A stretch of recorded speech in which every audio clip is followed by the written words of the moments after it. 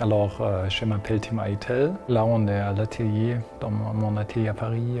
Je viens de Stuttgart, en Allemagne de l'Ouest. J'ai grandi là-bas. J'ai fait des études à Halle et à Leipzig. J'ai vraiment fait un travail pendant 2 ans d'envoyer des dossiers, etc.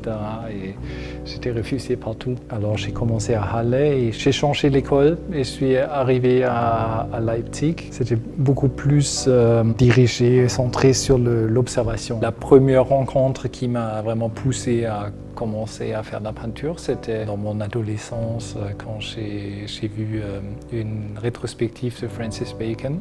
En fait, le point initial d'une peinture, pour moi, c'est toujours un moment vécu. Une scène que je vois dans la rue, quelque chose, une rencontre. Après le travail, c'est de trouver des moyens de faire une reconstruction. La toile, c'est une analogie d'un moment. Je fais plein de photos et comme on voit un peu là sur les tables, c'est une sorte d'ordre chaotique. Moi, je travaille plutôt très long. Alors, avec une grande toile, c'est rare que je finisse une grande toile en dessous de 2-3 mois. Ce que je trouve agréable ici aussi, c'est que Paris a quelque chose d'un village aussi.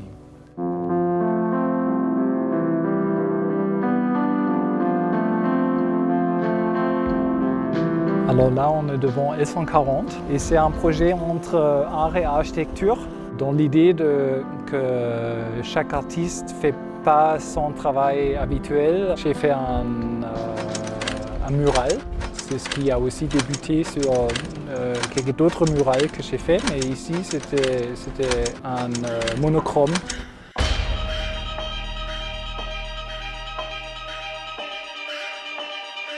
Ici, on est au studio de répétition et enregistrement basement. J'ai aussi plusieurs projets de musique et la musique, ça a toujours joué un grand rôle pour moi. Là, je répète pour un projet avec Terence Meunier. Je joue la batterie et des synthétiseurs modulaires. Normalement, il y a un disque qui va sortir très bientôt, début de l'été probablement. Là, tout est prêt, sauf la pochette.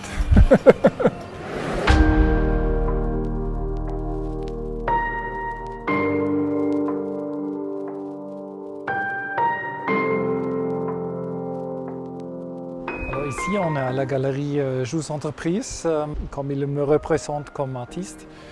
J'ai eu beaucoup d'échanges avec lui sur le mobilier et pour moi c'était une grande découverte. Le mobilier et spécialement de mobilier d'architectes des années 50 et 70. Ça aussi a beaucoup influencé mon travail. Beaucoup de genres. Je me rappelle que ce bureau-là, c'est probablement là et aussi avec les chaises office qui m'ont vraiment montré aussi l'aspect architectural en fait, du mobilier. Pourquoi j'adore genrer, je pense, c'est aussi le côté très humain.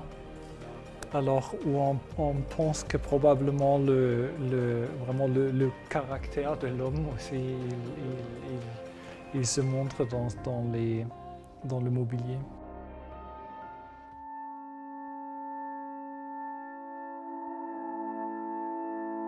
Bon, ici, on est devant l'école des Beaux-Arts.